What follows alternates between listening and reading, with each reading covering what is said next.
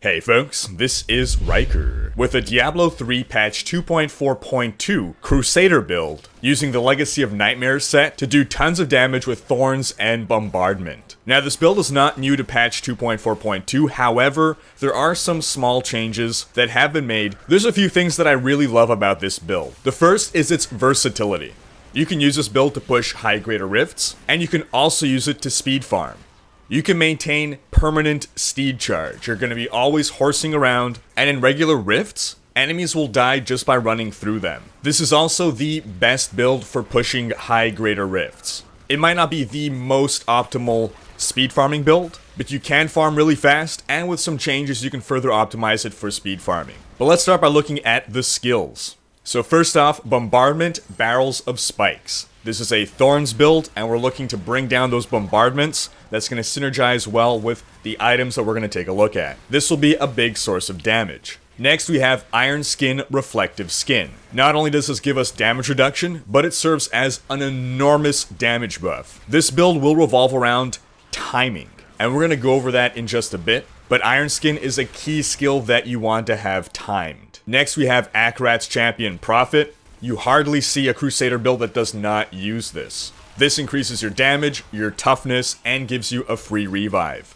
Next, we have Steed Charge Spiked Barding.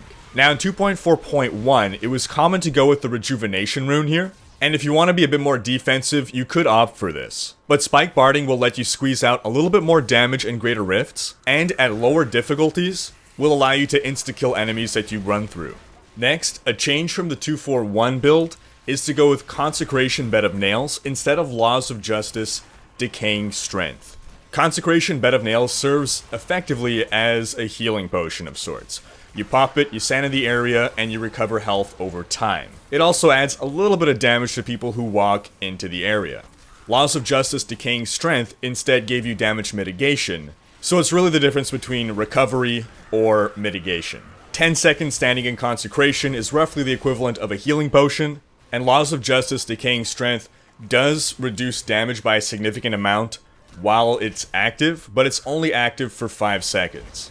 The other change is Condemn Vacuum instead of Shield Glare Divine Verdict. Now, Shield Glare applies a crowd control effect, it blinds enemies, and the Divine Verdict rune makes affected enemies take 20% more damage for 4 seconds. Condemn Vacuum, in and of itself, doesn't make you do more damage. However, it builds up density.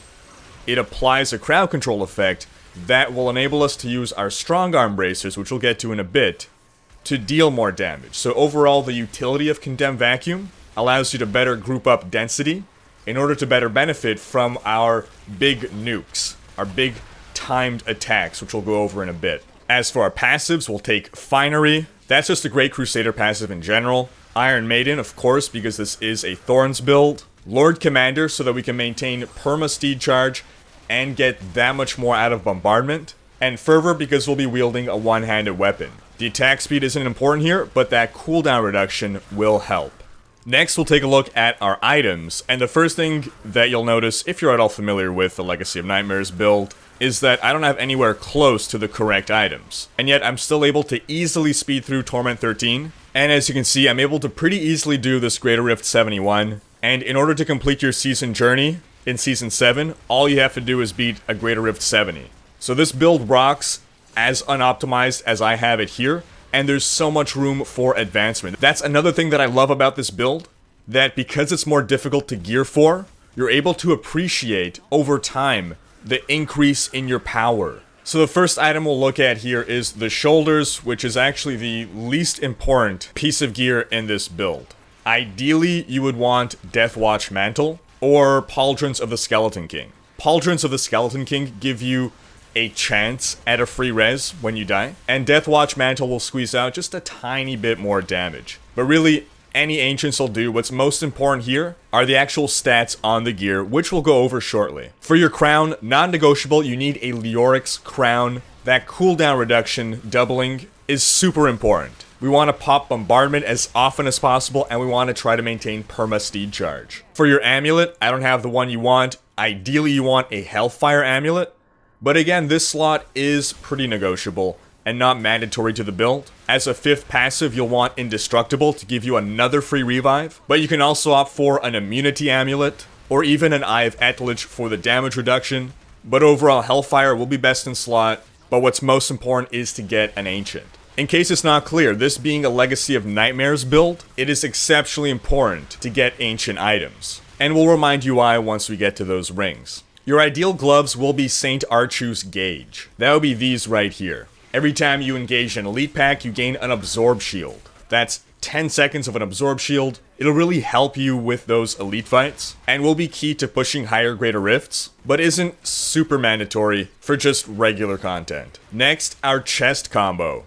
We're gonna pop open our Kanai's cube here, because between your cube and your chest piece, you want Heart of Iron and Aquila Cuirass. The one that you wear will just depend on which rolled better. But the Heart of Iron will give you Thorns equal to up to 300% of your vitality, which is critical to really maxing out your damage. And the Aquila Cuirass will give you 50% damage reduction. Now, in general, you'll probably be cubing your Heart of Iron and wearing your Aquila Cuirass, because if your Aquila does not roll perfectly, for instance, if you roll 95% primary resource, it doesn't really matter because you'll be at constant resource all the time anyway. This build actually uses no spenders, so you'll always be at maximum resource. That makes it much more important to get the 300% Thorns on your Heart of Iron. These two gear pieces are very important to this build. Without one or the other, you'll see a significant drop in power. No Aquila Cuirass and you'll have trouble surviving, no Heart of Iron, and you'll be dealing a lot less damage. For our bracers, Strong Arm Bracers.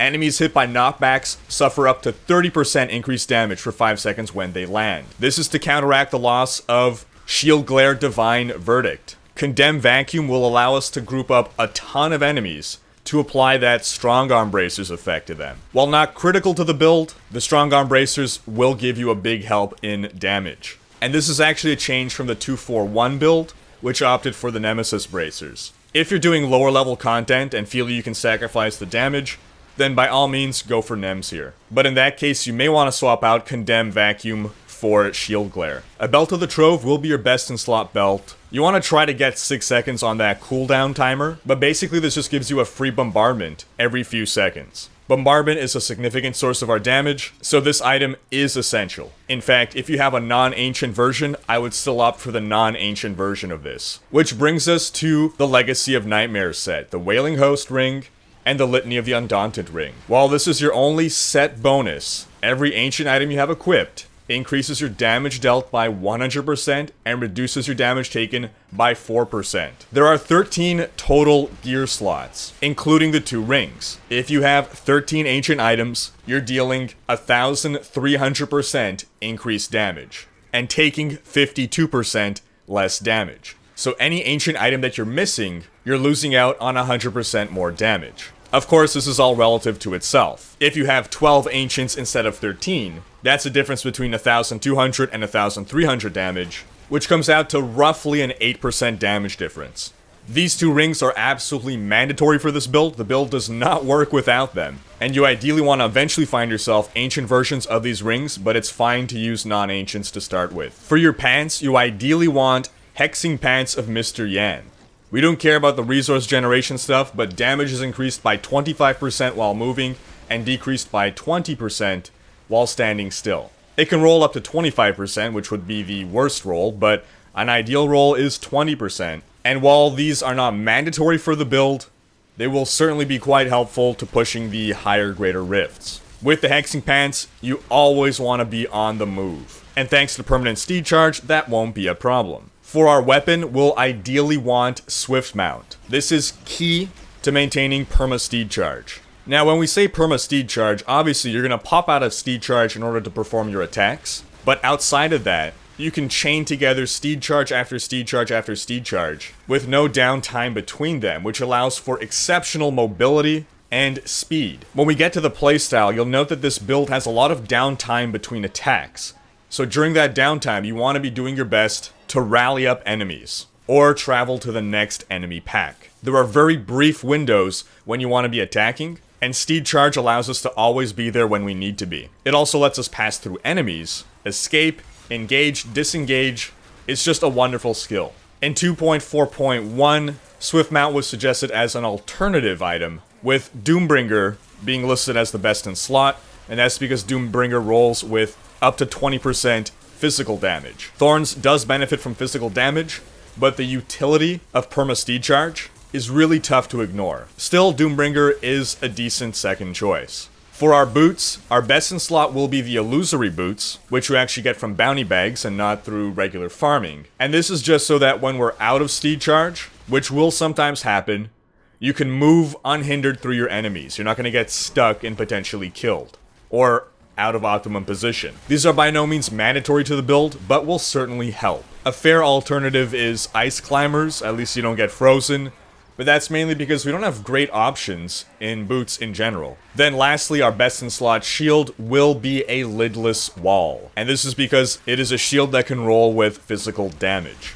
If you can't get a lidless wall, then basically any old shield will do, and if you're using shield glare, then you'll want to go with the Final Witness. As for your cubed items for your weapon, you want the Mortal Drama. This is a two-handed flail that doubles the number of bombardment impacts. This is incredibly important.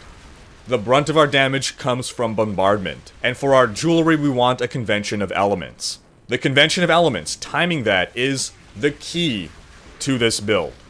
So that's how the playstyle works out. You only want to be attacking. You only want to be laying down your main bombardment when you're on physical rotation. So basically, right before physical comes up, you want to pop Condemn Vacuum. That's when you see it rotate to lightning. So once your convention is on lightning, hit Condemn Vacuum. By the time that effect goes off, you'll be on your physical rotation, at which point you want to pop Iron Skin Reflective Skin for that 300% additional damage, and then you lay down your bombardment. That's the rotation. On lightning, pop Condemn, get into position. On physical, Reflective Skin, and then bombardment. With the right amount of cooldown reduction, these skills will always be off cooldown for every rotation. The breakpoint you want to hit on cooldown reduction is 60% in order to have bombardment up for every rotation. For your legendary gems, you of course need a Boyarsky's Chip, and apart from that, Bane of the Trapped, because again, this is a build in Diablo, and a Bane of the Stricken for pushing those higher Greater Rift levels. At lower Greater Rifts, you can instead opt for a Bane of the Powerful. As for the exact stats that you want on every piece of gear, for shoulders, you want Strength, Cooldown Reduction, Bombardment, Thorns as a secondary stat, and Vitality. For your helm, Strength, Socket, Thorns, Vitality, all resist. For your amulet, Socket, Physical Damage, Thorns, Strength, and Area Damage. For your gloves, Strength, Cooldown Reduction, Thorns, Vitality, Area Damage. For your chest, Strength, 3 sockets, Bombardment, Thorns, Vitality. For your wrists, Strength, Physical, Thorns, Vitality. For your belt, Strength, Thorns, Vitality, all resist life %. For your rings, Socket, Thorns, Area Damage, Cooldown Reduction, Strength. For your pants, Strength, Sockets, Thorns, Vitality, all resist. For your weapon, Strength, Socket, preferably from a Ramalandes, Cooldown Reduction, Area Damage. Note that you should be able to roll off damage as a main stat. It'll bring your weapon down to say about 300 damage, but that doesn't matter because this build only is based on Thorns damage. Your sheet damage does not matter at all. For your shield, Strength, Thorns, Cooldown Reduction, Bombardment, Area Damage, and of course if it's a lidless wall you want to have physical damage on it. For your Paragon Points, get your total move speed up to 25%, factoring in your boots, then all into Strength. For offense, Cooldown Reduction, and that's basically all that's important here. This build does not benefit from crit damage or crit chance because Thorns cannot crit, and attack speed isn't really important either. That said, it will be more important than crit chance and crit damage, so go with that next. For defense, all resist, life, armor, then life regeneration. And for utility, area damage, life on hit, gold fine, resource cost reduction, just because resource cost reduction doesn't come into play at all. That wraps up this video. Thanks for watching. Special thanks to my Twitch supporters and Patreon supporters for making these videos possible. Leave a comment letting me know what your favorite Crusader build is. Check out these other videos. And subscribe to join Rhykker's Raiders to be alerted when my next Diablo video goes live.